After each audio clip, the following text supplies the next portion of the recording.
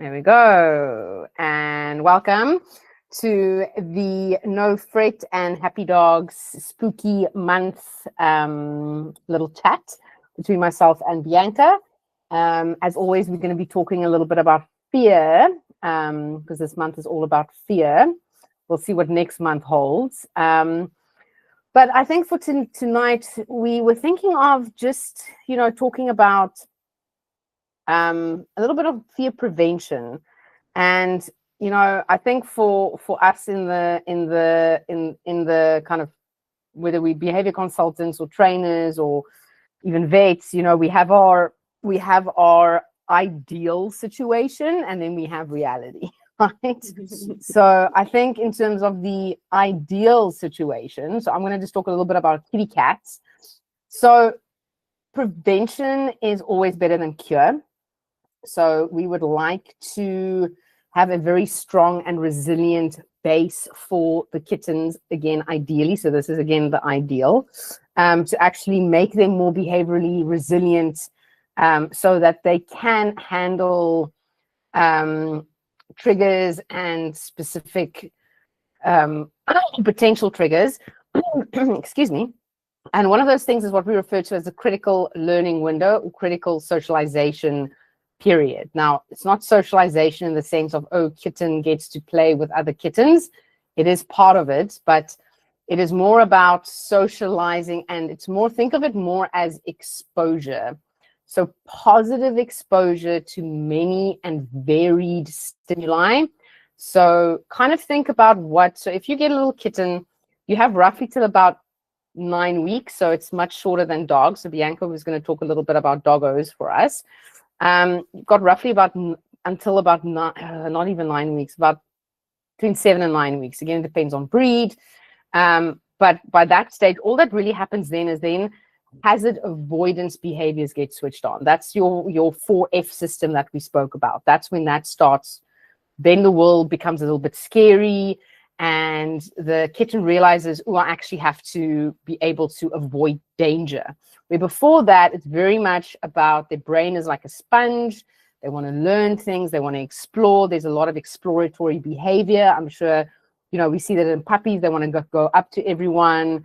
And then once that hazard avoidance starts turning on, it's, I'm a little bit worried about that. I'm a little bit unsure. And they usually do that with things that they have not experienced, and especially things they have not experienced in a positive way. So if you want your kitten to be able to live with your dogs, they need to be exposed in a positive way to your dogs before the hazard avoidance behaviors start. If you want them to be used to having their nails trimmed, already start, exposing them to touch on their paw pads. If you want them to not be scared of their cat carrier, to be put in the car, all those things it's those everyday things. If you don't want them to be scared of strangers, a lot of cats are very strange. They've got massive stranger danger. They just run away. So it's about getting lots of different people, happy voices, happy energy, lots of snacks to come and visit you during that critical learning period, which just builds that behavioral resilience. So that is an ideal world. So Bianca, in terms of dogs, I mean, it's very similar in terms of what the critical learning window socialization period is all about. But in terms of dogs, is there anything kind of specific that you would recommend, especially, maybe first-time dog owners or people who just recently got a new puppy, what they should kind of be doing, or things that, that essentially should happen at an early age? Hello, everybody. Welcome. Thank you.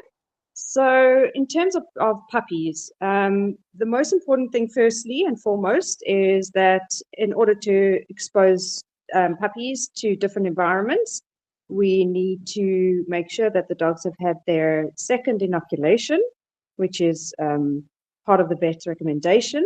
And then once after they've had the second vaccination, they can come to the likes of puppy classes. They can go to the beach. They can go to parks. Because just to clarify, dogs see shadow. So they don't see the full picture like we do. So when a man on the beach is carrying an umbrella, they see a very different form to what a normal human being's body is.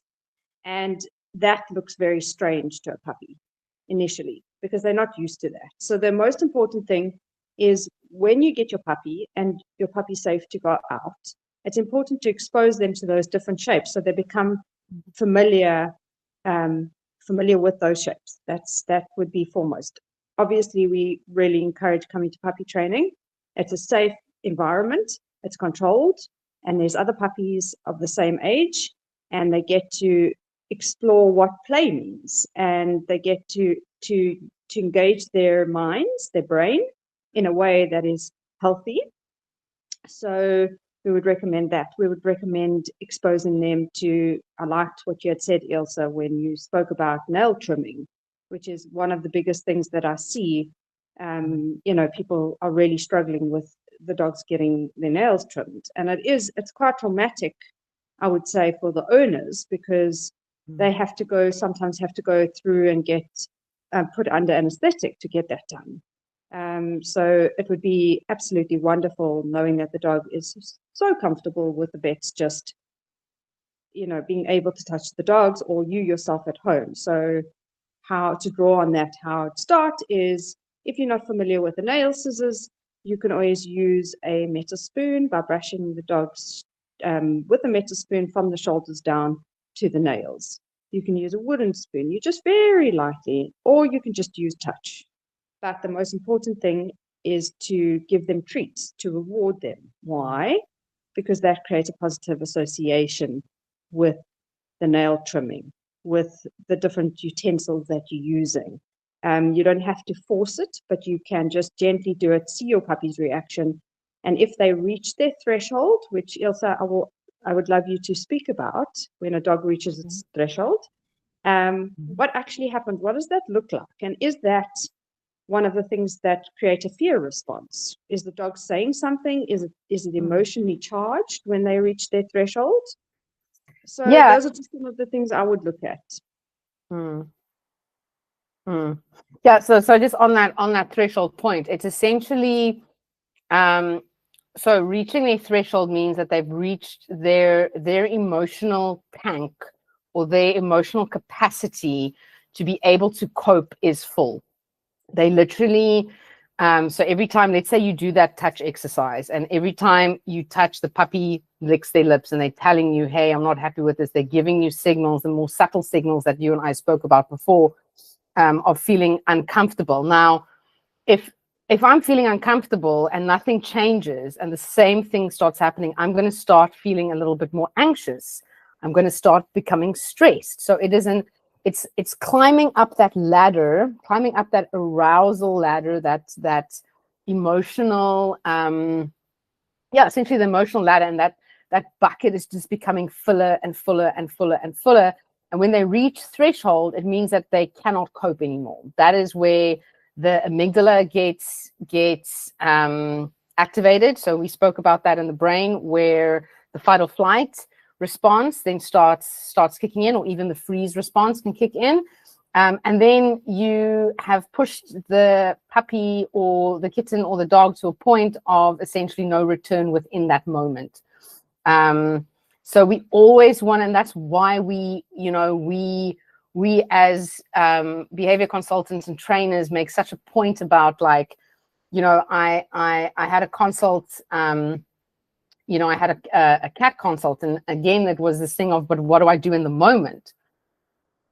You can't do anything in the moment when the amygdala is on, because the cat is over threshold. But you can notice the responses, like you said. We can notice the responses, and those responses is a signal that the kittens or the puppies or the dogs are feeling uncomfortable in that situation. And then you just don't, you come back to it another day. Exactly.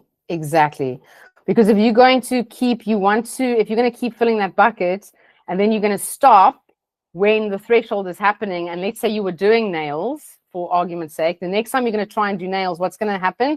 The dog or the cat's going to remember, the last time we did this, it was scary. And they're going to remember that the how you end it.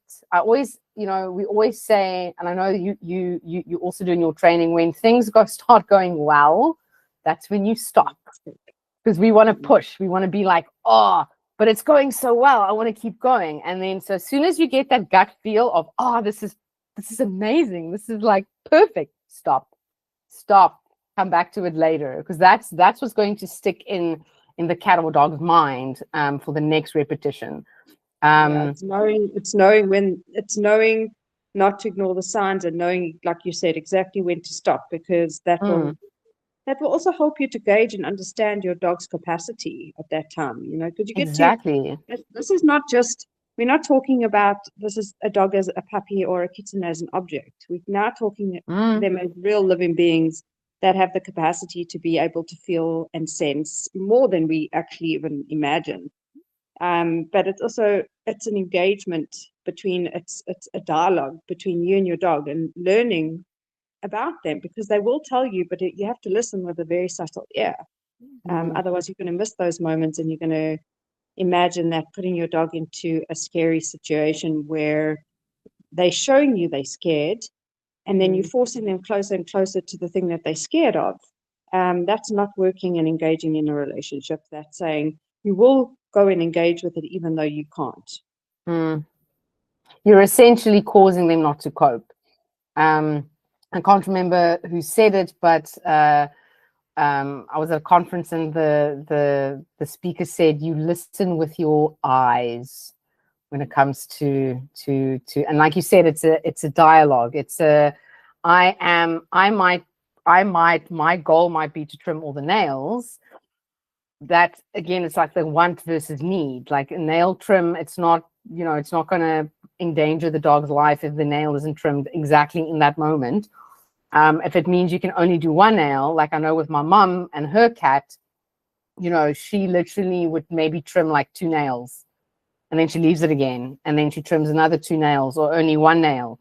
And I know sometimes she gets like, but I just want to get it done. And I'm like, but she understands, because she's seen the power of just doing that 1 or 2 nail every couple of days. Where Machka, her cat, isn't actually biting her, because if Machka gets to the point of wanting to bite her, she's gone over threshold. And my mum has now started to really, again, listen with her ears in terms of what Machka is telling her. And I think letting go of this is a task. I think we're very task orientated. And for them, it's not a task. For them, it is a real life, potentially triggering, scary experience. It's not a task.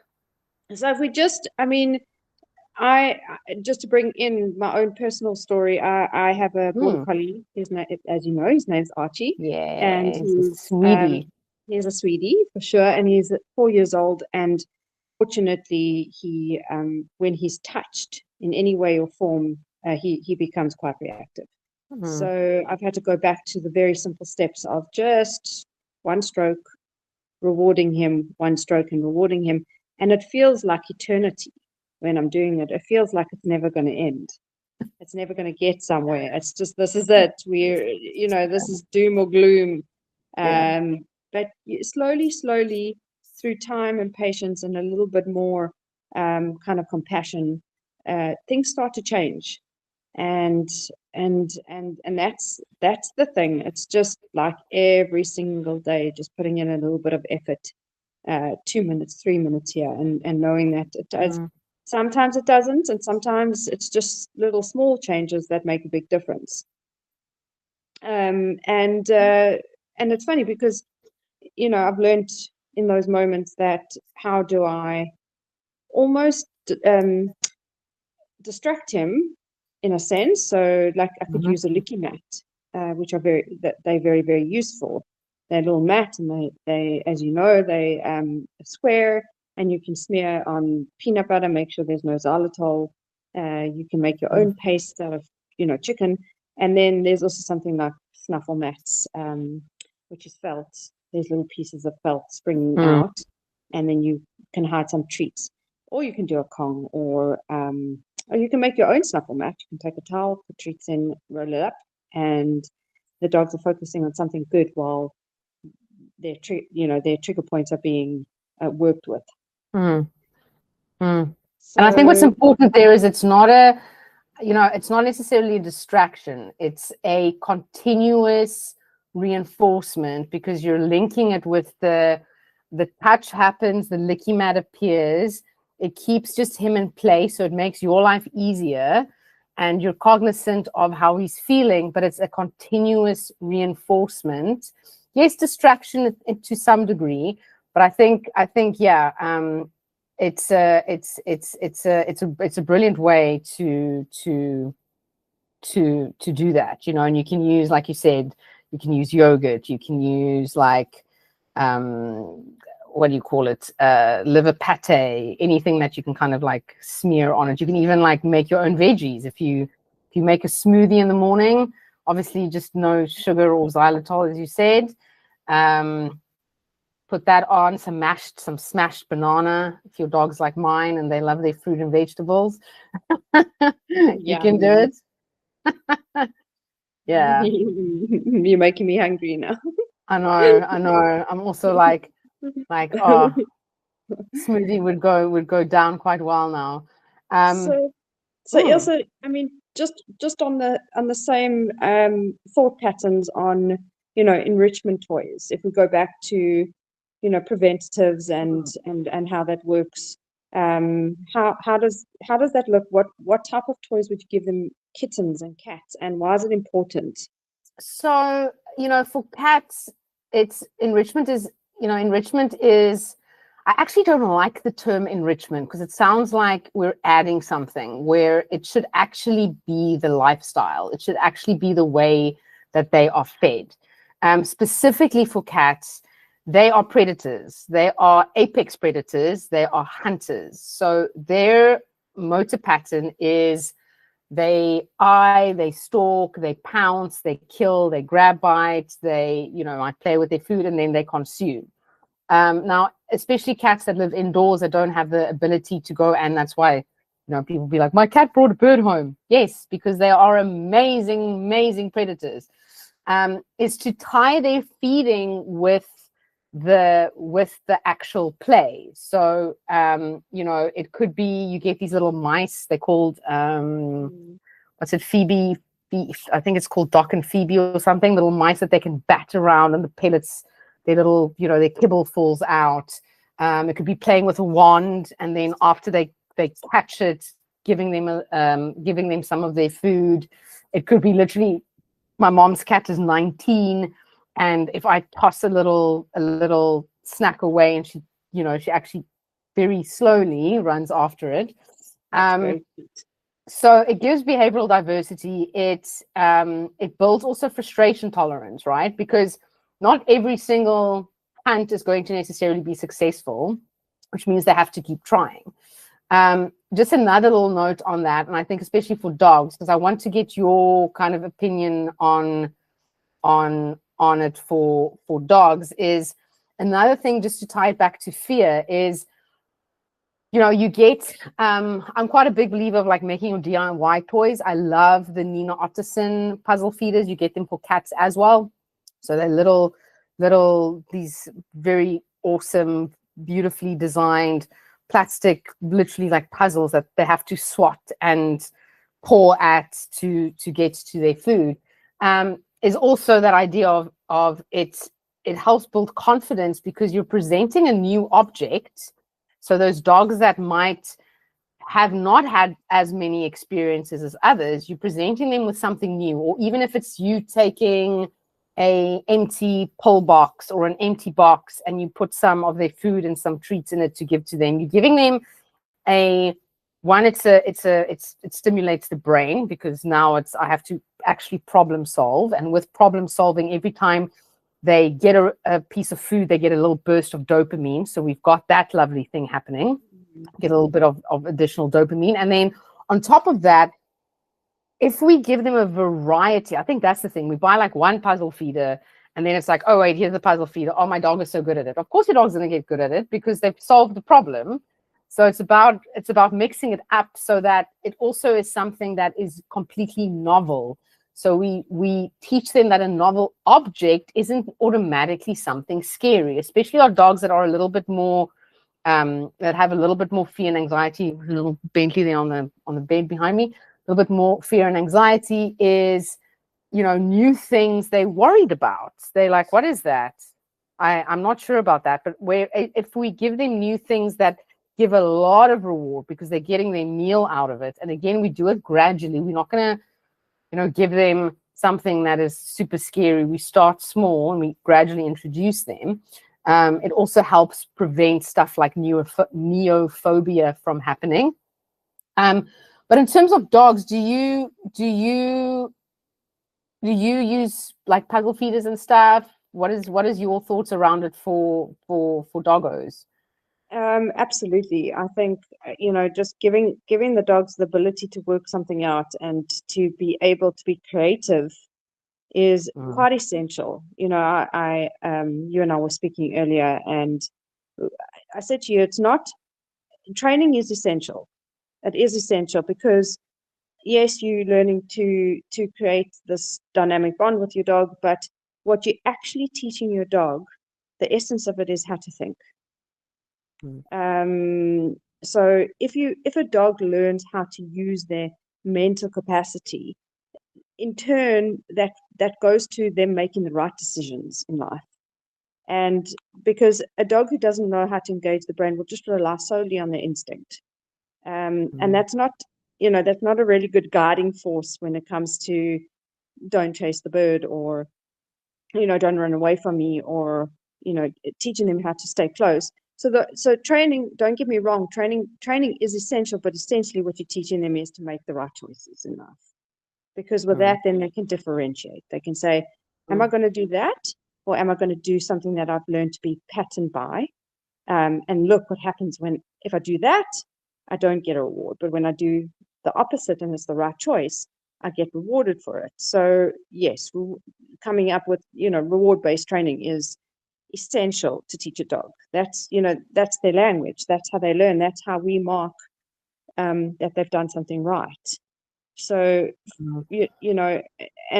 and that also, it comes down to the basis of fear, helping them to make those right choices when they're in a fearful state, when they aren't able to actually make the choice for themselves. They have something else in the background that allows them to comprehend that, oh, there is another way. There's another way to react in this position.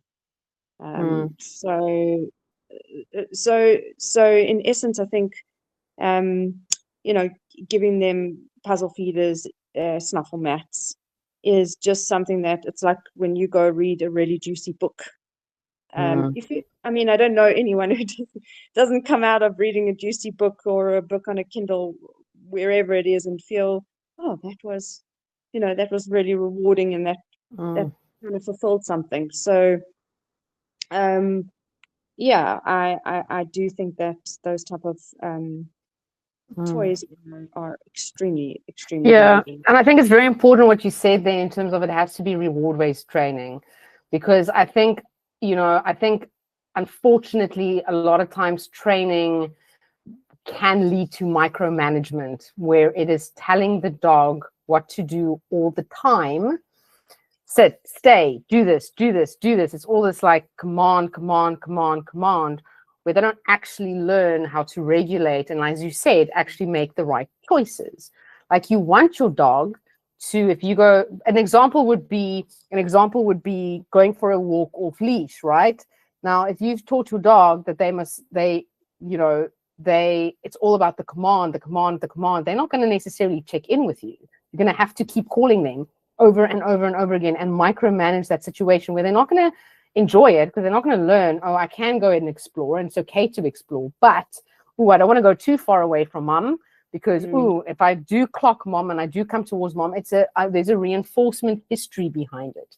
And just on that note as well, I think it's very important to also point out that when we are dealing with fear, and it is something that especially crops up a little bit later in life, resolving fear is not a training problem. You can't train fear out of the dog. You can't you know, I have unfortunately seen so many of those YouTube videos or these TikTok videos where you see this dog sitting and they are petrified of something, and you know they're just because they're sitting still and the owner goes sit sit sit sit, and you see this dog, it's almost like they're in a straitjacket. That doesn't mean that they're feeling any better about it. It's about emotional modification. It's about behavior change. And the only way we can change behavior is if we address the underlying emotional state. And for that, you need a behavior consultant. It's not a case of taking them to training. I remember you once told me about like what is your view on, like, let's say I have a fearful dog, like let's say Bentley, right? Bentley isn't like, he's fine, but he's not a social butterfly, right? Would it be a good idea for me to take him to a big class? Absolutely not. He that's a very clear answer. Putting a dog in a situation, you know where their limitations are. You know them. You know Bentley. You've had Bentley for a very long time. That will just overwhelm the dog. It's not always. It's almost like a myth that you should take a dog who is scared or worried or can't socialize. You should just put them into a position where they must. It's this thing about they must. What you possibly can do is, if this is something that you want your dog to have a better life, for instance, or you want to be able to take them out a little bit and not be so scared of the entire world. It's a process. I have to add in. It's always a process. It never happens immediately. You can go and take him. You can take him and stand outside a training field, for instance, at a distance away, and keep it short, sweet. Engage him in treats. I just want to come back to that kind of sit. Where you were speaking about the dogs, the owners telling the dogs to sit when they're completely frozen. It's almost like, if someone's having a panic attack, you're not going to tell them to lie down. No one wants to lie down during a panic attack. They want to move. They want to be able to be fluid, accessible. So one of the exercises that I teach is almost like a spin. So you spin the dog around. The image that comes to mind when I am teaching that, and the kind of description that I give is like, it's almost like a yoga move. When you go to yoga and you stretch your body and you're able to move it in different ways, in different positions, and allow it to flow, something in that movement just releases a little bit more of that. So you went and you were having a bad day and you were really stressed out. It's just funny how you come out of a yoga class and there is a point where you'll feel much better. And moving the dog's body, getting the blood circulation going, allowing them to be engaging in something that's fun, something that they firstly, when you do a spin, they don't have to focus on, they don't have to focus on the thing that's actually giving them that, it's creating that trigger. Then they're able to move it or shift it a little bit. Not to say that there's going to be like this miraculous, bang that's going to happen and all of a sudden your dog's not going to be fearful anymore. But there are ways and means when dogs are doing tricks. Tricks are absolutely fantastic because they are, again, engaging in something fun. They're able to move their bodies. And from that perspective, there's, putting them into a down when they're fearful, same thing. It's the exact same response. And it can't just be a command. It has to be something fun, something that you're engaging with them, with your body, because remember, dogs speak body language. They do not speak words. You can tell them about your chocolate cake that you bought at the spa. They will not know what you are talking about. Exactly. And it's so interesting that you say that you bring up that movement, right? Like flight, we know, is the preferred response for most mammals, is the flight response, to get away. And also, if we even just think of ourselves, if we even just think, you bring it back to yoga, if we just think about language, what came up for me is that thing of, like you said, we're in flow. When things go well, we say things are flowing, things are are you're in flow, if you're like in a specific kind of like work state. If things aren't going well, you're what? Stuck. You've got a writer's block. You've got like, you're, and immediately it's like we're making the dog stuck when we do that moment. It's just something that popped up as you were saying it. I was like even the way that we speak, even the way that you speak, I know, boys, mommy dropped something on the floor. Oh dear, something fell on the floor. Like, I mean, how dare you, mother? It's okay, boys, good boys. Be a little bit more sensitive. I know. They're just letting me know. But how was I supposed to know that something fell on the floor if they didn't tell me? Even though I was the one who knocked it. But there we go. They're just doing their job. I think let's wrap it up I think there's a lot of cool stuff that we started to kind of like scratch the surface on. I think it would be cool if we can continue this kind of stuff going forward. I think there's so much. Next week for sure. We can write a Bible. Yeah, we can literally talk for days. I think when you and I just sit and talk, we can literally just keep going. So thank you. Thank you, everybody. Thank you everybody for listening to our little spooky. Oh, now something else fell. Spooky month. Oh, I know. Ooh. On the spooky month side of things. With that, thank you so much, everybody. And we will see you soon. Thank you. Take care. Alrighty. Bye. Bye.